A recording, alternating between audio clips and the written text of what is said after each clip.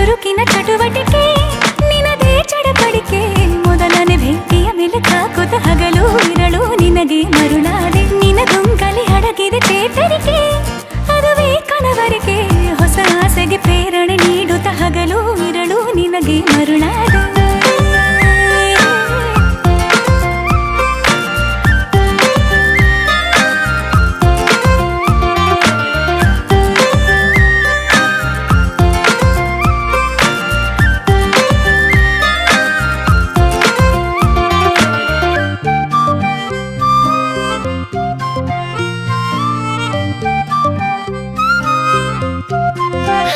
ಇದುವರೆಗೂ